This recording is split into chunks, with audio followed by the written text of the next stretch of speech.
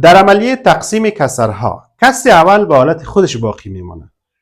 عملیه تقسیم به عملیه ضرب تبدیل میشه. کسر دومی معکوس میشه. به نظر شما چرا عملیه تقسیم به ضرب و کسر دومی معکوس میشه؟ در این ویدیو میخوایم که علت از این موضوع را بررسی کنیم که چرا کسر دوم سرچپه میشه و عملیه تقسیم به عملیه ضرب تبدیل میشه. برای دانستن این موضوع دو کسر در نظر میگیریم که در حالت تقسیم قرار داره. ببینین A بر B تقسیم C بر D. ما به عوض این عملیه تقسیم میتونیم که از خط بر کار بگیریم. کسر اولی در صورت قرار میگیره، یعنی A بر B. به عوض از این علامه تقسیم خط بر کار گرفتیم. کسر دومی که عبارت از C بر D است در مخرج میآید. C بر D. حال ما میخوایم که مخرج از بین ببرم، یعنی یک بسازم مخرج. میخوایم که C بر D رو یک بسازم. پس بنان با استفاده از خواص کسرها صورت و مخرج ضرب میکنم. صورت و مخرج ضرب C بر D نه، بلکه ضرب D بر C. D بر C هم یک عدد است و صورت نه ضرب C بر D.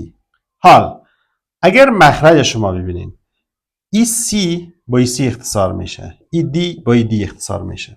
پس در مخرج فقط و فقط یک موند. در صورت A بر B ضرب D بر C. حال شما میفهمین که هر زمانی که مخرج یک شود دیگر نیاز نیست ما مخرج نوشته کنیم.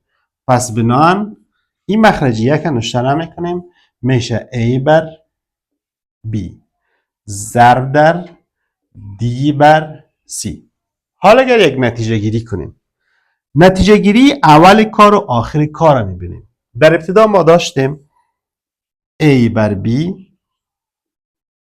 تقسیم C بر D و این مساوی شد به آخر کار ما A بر B ضرب D بر C. اگر شما این دو کسر با این دو کسر مقایسه کنین، یعنی تقسیم و ضرب تبدیل شده. کسر دومی که C بر D بود D بر C شده. یعنی در عملیه تقسیم کسرها تقسیم به ضرب تبدیل میکنیم و C بر D را، یعنی کسر دوم معکوس میسازیم.